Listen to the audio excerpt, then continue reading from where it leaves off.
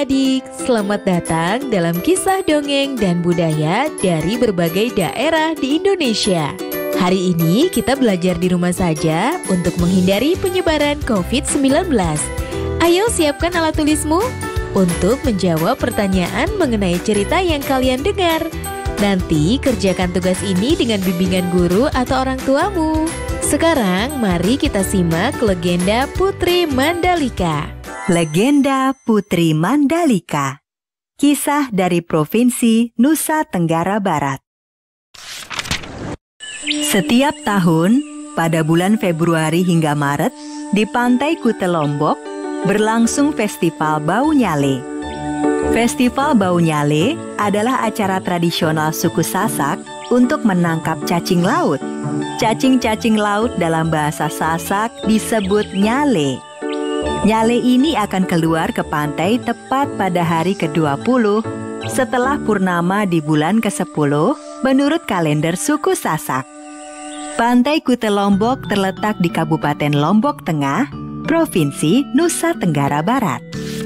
Menurut cerita yang dipercaya hingga sekarang oleh masyarakat suku Sasak, nyale atau cacing laut ini masih ada hubungannya dengan seorang putri raja di masa lampau. Bagaimana kisahnya? Mari kita simak dalam cerita berikut ini. Dahulu kala, tersebutlah sebuah kerajaan yang terletak di Pulau Lombok. Istana kerajaan tersebut berada tidak jauh dari pantai. Raja Tanjung Beru dan permaisurinya Dewi Seranting memimpin kerajaan dengan sangat adil dan bijaksana. Rakyat pun hidup dengan rasa aman dan tentram. Dengan pemimpin yang mumpuni, rakyat sebuah negeri akan mengalami kemakmuran dan kesejahteraan. Kebahagiaan rakyat dan keluarga istana semakin bertambah setelah permaisuri melahirkan seorang bayi perempuan, Putri Mandalika, nama yang diberikan oleh Raja Tanjung Beru kepada putrinya. Hingga akhirnya Putri Mandalika tumbuh dewasa. Selain cantik, Putri Mandalika juga memiliki tabiat yang sangat luhur. Pangeran, Anda dari negeri yang sangat jauh. Kalau boleh tahu, apa tujuan pangeran berkunjung ke negeri kami? Maafkan Ananda, Yang Mulia Raja Tanjung Beru. Selama ini, Ananda telah mendengar tentang Putri Mandalika yang tidak hanya cantik, tetapi juga memiliki budi pekerti yang sangat luhur. Tujuan dari kedatangan Ananda adalah untuk melamar Putri Mandalika. Jika Yang Mulia berkenan, Ananda bermaksud menjadikan Putri Mandalika sebagai permaisuri. Sebagai seorang ayah, saya sangat tersanjung jika Mandalika menjadi permaisuri. Namun, untuk masalah ini, biarlah saya berbicara dengan Mandalika dan ibunya. Baik, terima kasih Yang Mulia telah berkenan mempertimbangkan lamaran Ananda. Untuk sementara, pangeran bisa beristirahat dahulu di istana khusus tamu kerajaan. Yang Mulia, tujuan Ananda adalah untuk melamar Putri Mandalika. Yang Mulia, maksud kedatangan Ananda, ternyata bukan hanya satu pangeran yang melamar Putri Mandalika. Belasan pangeran dari berbagai negeri datang untuk melamar Putri Mandalika. Karena banyaknya pelamar yang datang, Raja Tanjung Beru mengadakan rapat terbatas dengan permaisuri dan putrinya. Mandalika, saat ini telah datang belasan pangeran dari berbagai negeri. Ayah tidak memutuskan pangeran mana yang akan ayah terima. Karena itu, keputusan ini akan ayah serahkan padamu. Mandalika, ibu dan ayah akan merestui siapapun pangeran yang akan engkau pilih. Ibu hanya bisa mendoakan engkau memilih suami yang tepat. Putri Mandalika tidak langsung memberi jawaban. Putri Mandalika pun memanggil semua pangeran yang melamarnya ke balairung istana. Putri Mandalika ingin mengenali siapa saja pangeran yang melamarnya. Putri Mandalika sepertinya berpikir keras menentukan pilihan. Sedangkan para pangeran itu mulai tidak sabar. Terjadi keributan kecil di antara mereka. Putri Mandalika pasti akan memilihku. Ayahku adalah raja besar yang menguasai utara. Tidak mungkin. Akulah putra mahkota kerajaan barat sana. Putri pasti memilihku. Ayahku adalah penguasa lautan di timur. Akulah yang paling layak menikah dengan Putri Mandalika. Jika sampai kamu atau kamu yang terpilih, kupastikan pasukanku akan menyerang kerajaan kalian. Kamu pikir aku tidak berani menyerang kerajaanmu? Pasukanku punya persenjataan yang lebih lengkap. Kerajaanmu akan kuratakan dengan tanah. Kalau aku tidak terpilih, maka aku bersumpah semua armada angkatan laut ayahku akan meluluhlantahkan negeri kalian. Akan ke bumi hanguskan negeri kalian hingga tak tersisa. Diam kalian! Para pangeran langsung diam di tempat karena terkejut Putri Mandalika ternyata berani membentak mereka. Pada hari ke-20 bulan ke-10 atau 3 hari dari sekarang, pagi-pagi sekali, datanglah ke pantai. Aku akan memberi jawaban kepada kalian. Masih ada waktu 3 hari lagi. Putri Mandalika menunda jawaban dan pergi ke pantai. Putri Mandalika sepertinya tidak ingin gegabah mengambil keputusan.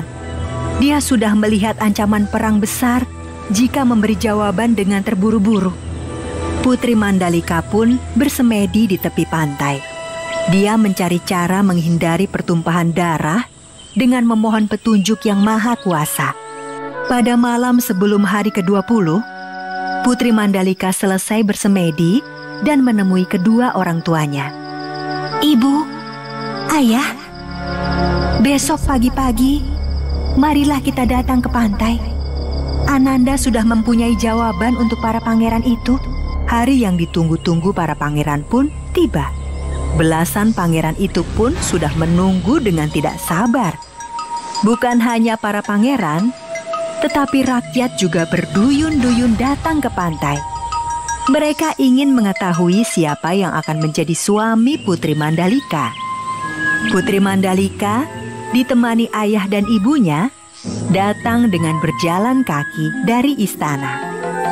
Setelah melihat para pangeran itu sebentar, Putri Mandalika berjalan menuju karang tempatnya bersemedi. Para pangeran, dengar baik-baik apa yang akan aku katakan, karena aku tidak akan mengulanginya. Jika aku menerima salah satu dari kalian, maka akan ada pertumpahan darah dan negeri-negeri di Lombok akan saling berperang. Aku hanya menginginkan rakyat negeri kita ini hidup makmur, aman dan tentram. Sungguh aku tidak akan sanggup melihat peperangan dan negeri-negeri saling bermusuhan. Kalian para pangeran akan tetap bisa hidup enak. Tetapi ingatlah nasib rakyat kalian. Rakyatlah yang selalu menjadi korban dan menderita akibat perang. Karena itulah, maka aku memutuskan menerima lamaran kalian semua. Itulah keputusanku. Dan keputusanku ini akan menghindarkan rakyat tidak berdosa dari kejamnya perang. Ibu dan ayah, terima kasih telah membesarkanku dengan kasih sayang. Ananda merasa belum cukup berbakti untuk membalas kebaikan ibu dan ayah. Tetapi takdir sudah menentukan demi kebaikan kita semua. Nanti akan muncul nyale berwarna-warni di pantai ini. Biarkan rakyat mengambilnya. Mereka bisa memasaknya atau menaburkannya ke sawah ladang mereka. Selamat tinggal, ibu, ayah.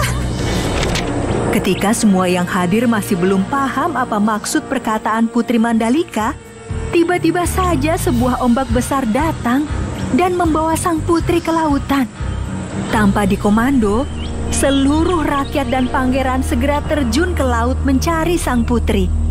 Mereka berusaha menyelamatkan Putri Mandalika. Tapi, sepertinya usaha mereka sia-sia. Sang putri telah memutuskan melebur bersama lautan. Ketika semua sudah sangat kelelahan mencari sang putri, tiba-tiba dari arah laut, datanglah nyale berwarna-warni yang jumlahnya ribuan. Akhirnya, semua yang hadir menjadi paham maksud sang putri. Seperti pesan Putri Mandalika, rakyat mengambil nyale-nyale tersebut. Sebagian mereka masak, dan sebagian lainnya ditaburkan di sawah atau kebun agar tanaman tumbuh subur. Dan setiap tahunnya, tepat hari ke-20 bulan ke-10 penanggalan suku Sasak, Nyale-nyale yang jumlahnya ribuan datang ke pantai. Nah adik-adik, sekarang waktunya menjawab pertanyaan. Siap-siap mencatat ya. Pertanyaannya adalah, bagaimana menurut kalian tentang sikap dan tindakan Putri Mandalika ketika mengambil keputusan untuk menyeburkan diri ke laut? Dicatat ya. Bagaimana menurut kalian tentang sikap dan tindakan Putri Mandalika ketika mengambil keputusan untuk menyeburkan diri ke laut? Jawablah pertanyaan ini sebagai tugas ya.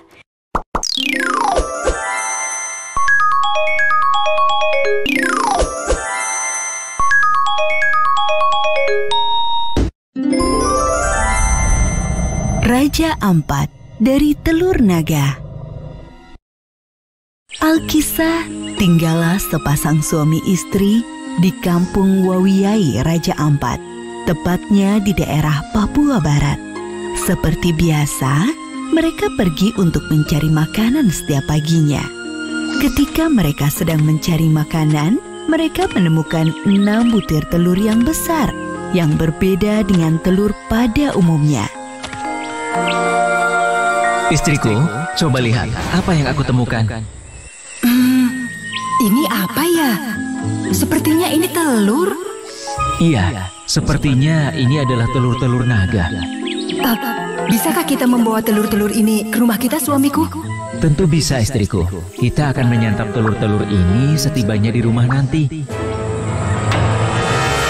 Pada akhirnya, suami istri tersebut langsung memasukkan telur-telur itu ke dalam kantung, dibawa pulang ke rumah untuk dimasak.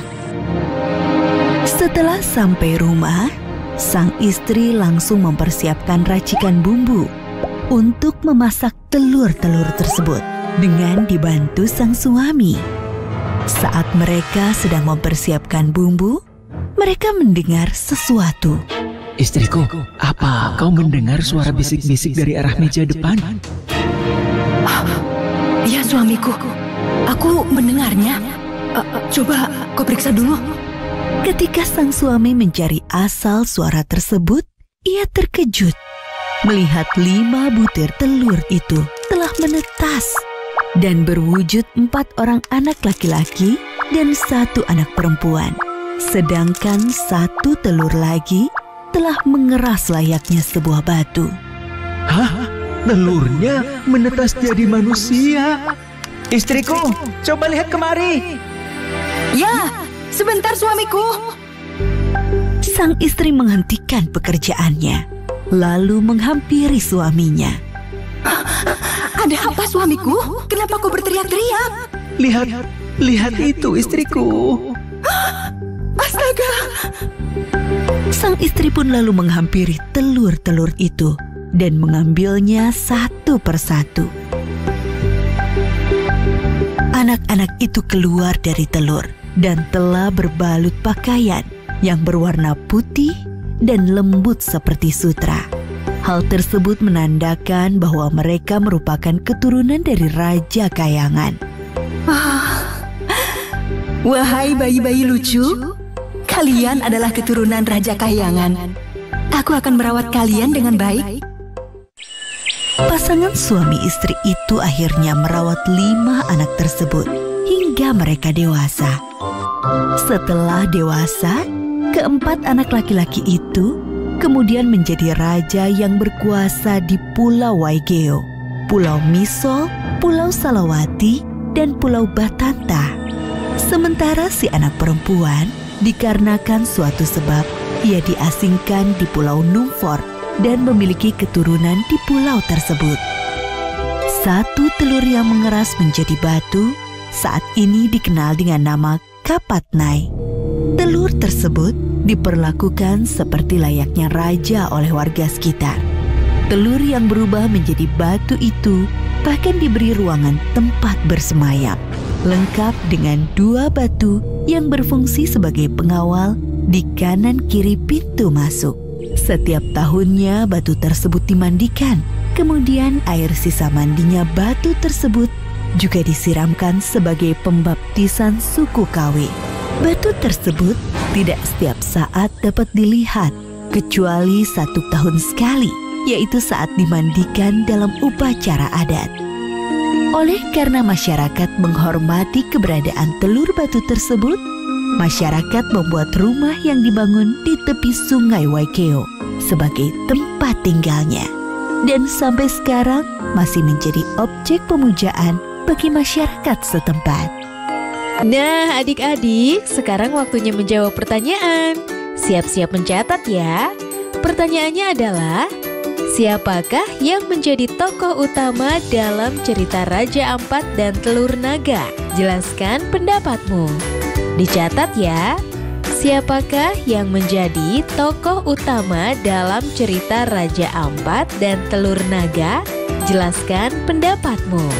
Nanti jawablah pertanyaan ini sebagai tugas ya.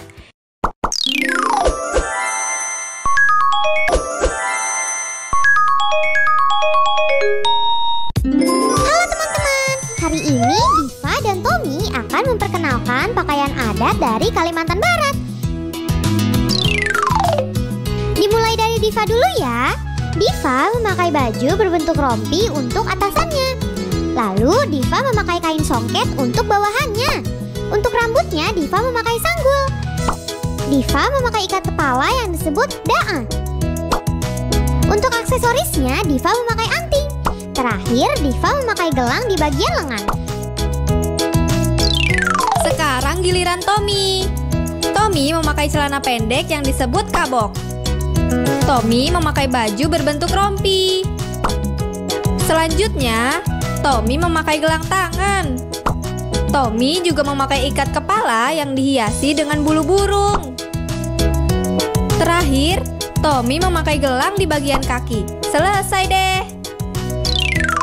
Tommy dan Diva memakai pakaian adat dari Kalimantan Barat. Sampai jumpa.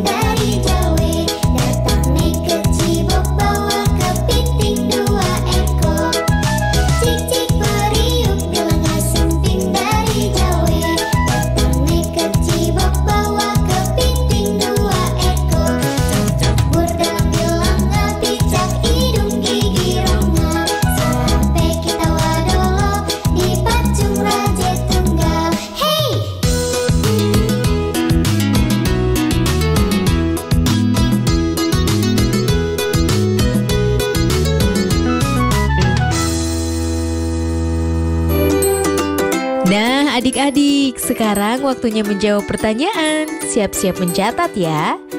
Pertanyaannya adalah, tuliskan apa yang kamu tahu mengenai baju adat dan lagu daerah Kalimantan Barat.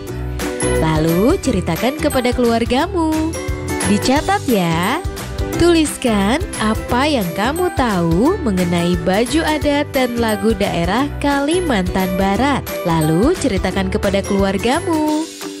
Baik adik-adik, nanti kerjakan pertanyaan-pertanyaan yang sudah diberikan ini sebagai tugas